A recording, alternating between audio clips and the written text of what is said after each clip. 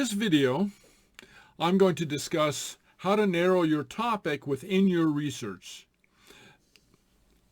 Some of you may have applied the principles that I talked about in narrowing your topic from within your research question. That's very good. But you can also apply some of those same techniques once you've already begun your search. And this is what we're going to learn in this video. How do you do that? But before we go any further, I'll ask a couple things of you. One, the standard, click like below, subscribe if you want to learn more and more about writing. I'm putting more and more of these videos online. I've already got a bunch online about various types of writing, and I'm going to be putting even more. So, subscribe. And as well, I'm going to have a promotional offer for Skillshare. Skillshare is an online learning environment. They have thousands of classes, and with my offer, you can get a free trial. So please click the offer, sign up, get a free trial to Skillshare, and learn. You can learn all sorts of things. You can learn academic stuff. They have academic topics. They also have fun topics, things that you've always wanted to learn. How to play the guitar, how to do basket weaving, how to macrame, how to plant petunias, whatever you want to do. You can learn it on Skillshare. So click the link below. I have the link below in the description and a little video about Skillshare, more information about Skillshare. Skillshare is for designers, photographers, marketers, artists, and lifelong learners. Skillshare is for foodies, commuters, risk takers, the young, and the young at heart. It's for strategists, free spirits, purists, the bold, the curious, the characters, the makers, and the breakers. Skillshare is for everyone, an online learning community with thousands of classes to advance your career, improve the world, and pursue the work you love. What will you learn next? It all starts on Skillshare. I'm going to assume that we have access to a university or a college library database. Some of you might not, even if you're in the academic setting. Some of you might not have this. Or if you're doing research outside of the academic setting, you might not have this. But still, the principles that I talk about here are valid for any kind of search engine on the internet that you might use. So we're going to begin at the very beginning. Assume that you haven't looked at my other video about how to narrow your topic. And so you're beginning with very basic search term. You have to do a paper on punishment, for instance. So we type in punishment, and what do we get? Well, we get results. There's a lot of articles about punishment, but you notice how many? There's 5 million. That is really too much for us to digest. You cannot do a paper that comprehensively covers 5 million resources. It just can't be done. It's too broad. And you see also, you have stuff that doesn't even have to do with, factual studies. Crime and Punishment, the novel by Dostoevsky. So you don't quite want that. We want to narrow this. And one of the ways that we can do this is you can use a more specific search term. Right here, you notice that we've included corporal punishment, not punishment in general, but corporal punishment. Corporal punishment is punishment of the body. Instead of being sent to your room, for instance, that's punishment, but it's not corporal punishment. Somebody is spanked. Corporal punishment is punishment of the body, as opposed to other types of punishment. A fine, a traffic fine, is a punishment, but it's not a corporal punishment. If people who got a parking ticket were spanked by the police officer, that would be corporal punishment. And I don't endorse that. But that would be corporal punishment of the body. You'll see that we've reduced our results to 166,000. quite a bit lower than the 5 million. Just adding that one word, we've reduced our results to 166,000, which is still too broad. Still too many resources for us to consider, but we're going in the right direction. You can narrow even further. So I just don't want to know about corporal punishment in general, say the different types of corporal punishment there are, but I want to know what the effects of corporal punishment are. What's the effect of corporal punishment? And you see, by just putting in that other word, I've further reduced my universe of possible resources to 5,000, just a little bit more than 5,000.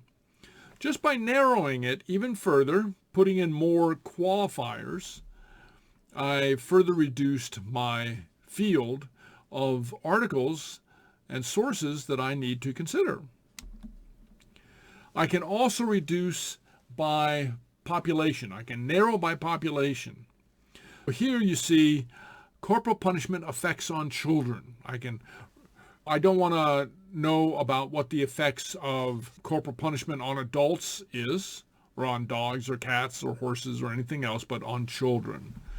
And you see that even further reduces the number of resources to 2,800. And you see the first one, effect of corporal punishment on young children's educational outcomes. Already I'm starting to get close to what I want to write about, because this is actually what I would want to write about. You know, what are the effects of corporal punishment, say, for instance, spanking on children? Is it good? Is it bad? What are the effects? You can also use your search engine suggestions to narrow your field of search. And there's a couple different reasons for this. One is it gives you hints what you might search for. So you see corporal punishment effects on children, corporal punishment or discipline or spanking or physical punishment, corporal punishment in schools. You can use all of these. And in fact, this points out something else too that's very important. Remember, these articles are put together by human beings. And they might have one word in mind where you might have another word in mind. Punishment in schools essentially covers the field that you want to cover of the effects on children. But the authors might not have thought about, oh, it's also about children. I'm going to write about in schools. And by schools we mean elementary and high school. But also it limits the area, right? It limits, we're not just talking about, say, corporal punishment on the effects on children, say, in the home, but in schools. And so this is a valuable way to further narrow your search. Other ways to narrow the scope of your research. You notice here we have, in the red box, we have choices for full text, scholarly or peer-reviewed, or by date. Let me talk about those. What do those mean, and how do they affect your search? You can require full text. I always like to require full text. I hate to get a title or a hint of an article, but then not be able to read the entire article or use the entire article, because even though the summary of the article might look interesting, there might be a lot of information inside the article that's important, a lot of evidence inside the article that's important. And perhaps it's good evidence that I want to cite in my paper, or perhaps I might believe that the evidence isn't strong enough to cite. I want access to the entire article, so I put full text. And you see, when we do this, we further reduce the number of articles that we have to consider. Now we're down to 2,500 roughly. Okay. You can narrow by the quality of the resource, that is by peer review. I'm going to talk about this in another video in this series, but essentially what peer review is, it's a process by which the article is written by supposedly an expert and it's published in a scholarly journal, and it's reviewed by peers of that expert. If you have a PhD writing a paper, a study, conducting a study, other PhDs look at the paper that the author has written and they give it a pass, or they say, no, there's more that needs to be done on this. There are other experts, other equally qualified people looking at the research that the author has conducted and judging whether it's valid to be considered. This doesn't necessarily mean that they agree with it. They might disagree. They might disagree with the conclusions, but they can still give it a pass in saying it covers the ground. The methods the author uses are valid. The evidence he or she brings to bear on the topic is valid. That's what peer review means. And for your information, what peer refers to here is equals. When I teach writing, I'll have students bring in their rough drafts of their papers, for instance, and all the students change papers and they go over each other's paper. The purpose of this is to help everyone write a better paper. They get to see how their paper is read, how it's viewed. Do any questions arise? Are there any points in which the writing is unclear? Other points that the writer might bring to bear? And this is what is done in peer review at the beginning level and at the very highest level. Peer review refers to this. It's not some guy sitting on the tattered old couch in his mother's basement, madly blogging away. It has to do with an organized study and then a review of that study. And you see what it does is it further reduces the universe of research articles that we need to consider. And so both of these together, you see, reduce it to 1,700. It's quite a bit down from the 5 million that we began with. I'm going to pause here and entertain the question, well, why do we want to reduce this universe of articles that we need to consider? Because what you want to do is you want to write a paper that's comprehensive of the knowledge in the field. And if you can narrow your topic, you master that particular topic according to the information available on that topic, you've written, perhaps, or at least you've taken steps to writing a quality paper. You aren't just randomly picking information, grains of sand of information, as it were. You have a small pile and you've studied that small pile of information. Now, back to filtering, back to reducing the pile even further. You can filter by publication date or by age. So you see back to the little box down the corner, and your particular database might have these buttons, these commands in different locations. Don't be thrown by that. This just happens to be where this particular database places them. But you notice that we can limit by publication date, either type in the date or just say this year, last year, 3 years, 10 years, whatever. You can click those and it'll do that for you automatically. Now, why do you want to do this? Sometimes information is dated, that is old, that is out of date. For instance, if you are writing about computer technology, you don't necessarily want publications or articles that are 10 years old, that are 20 years old. Computer technology was in its early days back in the day. Now, I remember this was around 1970. My uncle was in computers, and he took me to where he worked, and the computers running the information databases at his place of work, which is a bank, filled an entire complex, several floors in a building. with computing power that you could find on one single desktop today. Computer technology has changed quite a bit, and it's changing year by year. If you have a publication that's a year old, even that might be out of date. And it's not even the age of the field. Sometimes it has to do with advancements that are being made in the field. And an example of this is, I was reading a critique of a study that had been done on human evolution, and it was talking about finding fossils. But the critique was that the author relied on sources, on studies, on findings that went back to the 1970s or the 1980s.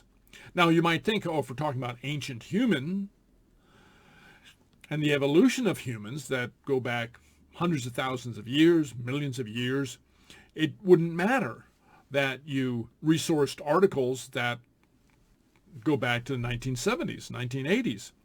But in fact, it did.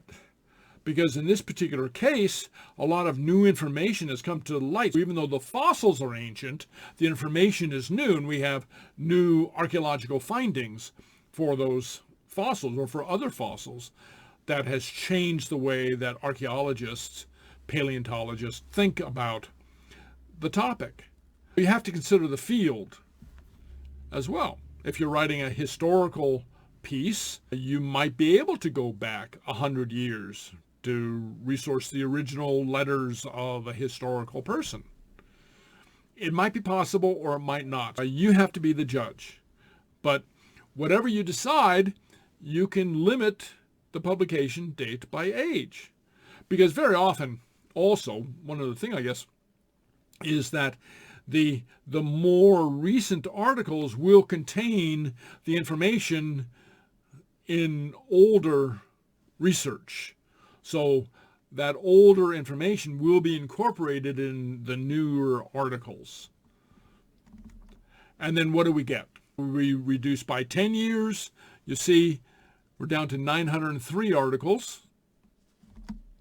And we reduce by 3 years, and we're down to 299 articles. We're really getting our pile of information into a shape and a size that's manageable. So from millions of articles that we have to read and consider, now we're down to this small, manageable conglomeration of information.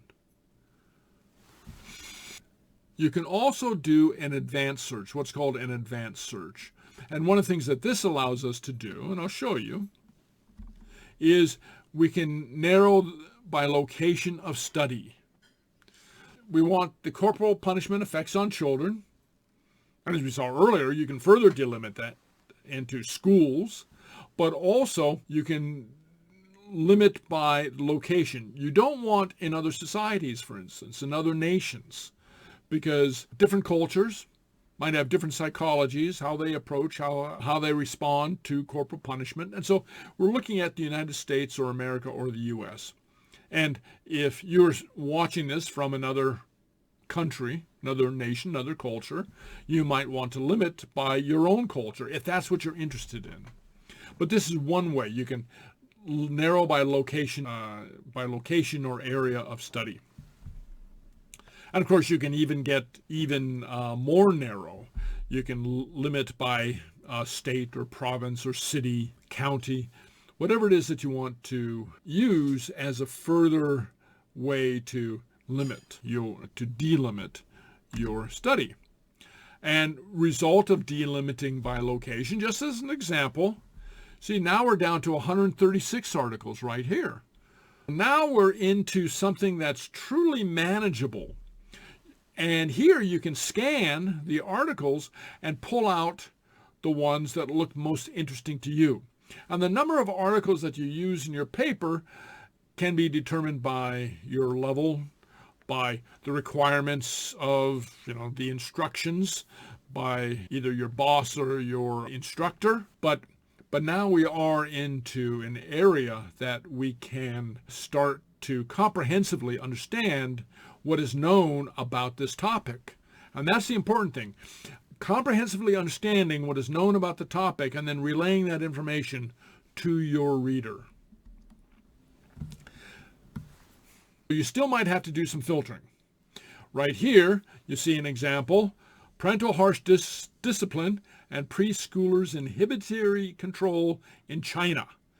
Somewhere in the article, they might mention the United States or something like that, but the article is centered in China. So you might have to do some manual filtering. You go through and you say, no, I can't use that one. But there are a lot of articles here that I can use.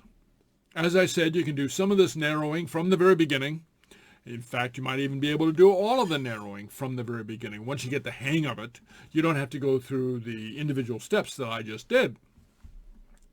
But I went through the individual steps to show you what the effects of these are and how valuable they are. Are there reliable sources outside the library database? Yes, there are, and you can find them. Sometimes you'll find sources outside your library database that are perfectly valid. For instance, Google has a Google Scholar feature. You can get scholarly articles that might not be included in your library database. Now, the library database is available in colleges and universities and sometimes maybe even high schools, are valid, but they might not include every publication in the field. But if you go outside that library database, you can find other articles that might be valid. You can also find websites that might be helpful for you that are containing in-depth, valid articles. So for instance, right here, we have the APA. APA is the American Psychological Association, and that's a perfectly valid resource. And what they have done is they have gathered together lists of articles that are useful in this field and that they have looked at, they've peer-reviewed, and that are important for your topic. And you can use that. What if you find an interesting article but you can't get at the whole thing? This sometimes happens either in your library database or in Google Scholar or in the open internet. You have a paper that looks very interesting. The title looks very interesting. And in this case, More Harm Than Good, a summary of scientific research on the intended and unintended effects, etc.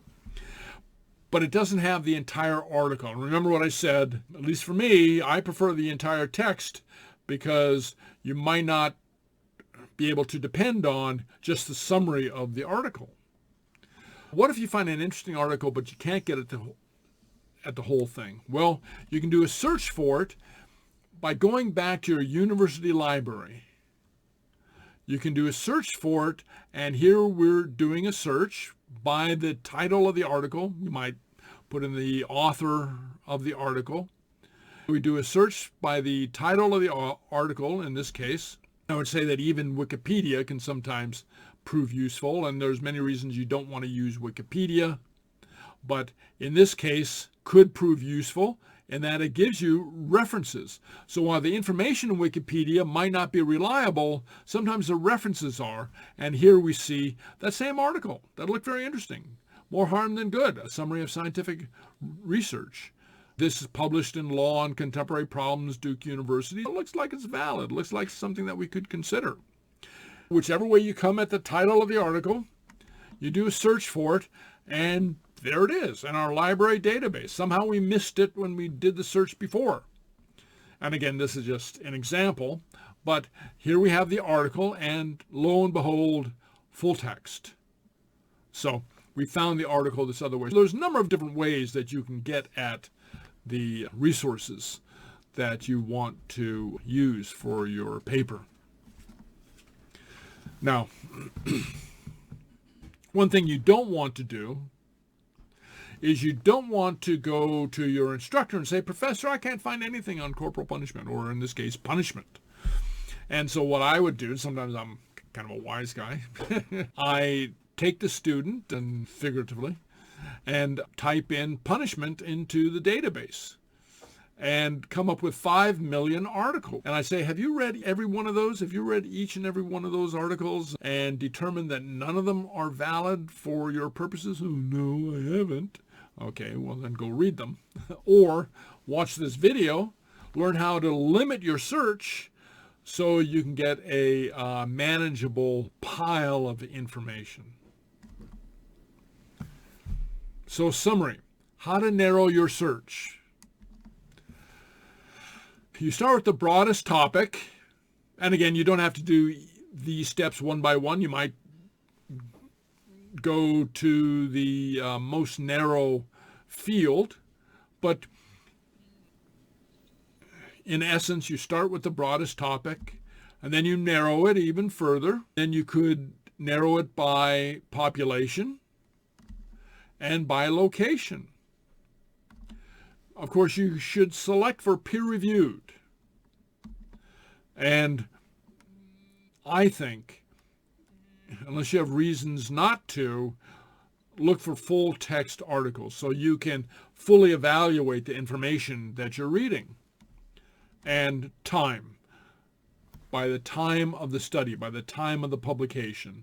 And you can play around with this. 3 years might be valid, 10 years might be valid, whatever you think is valid for the topic and for the field that you're in.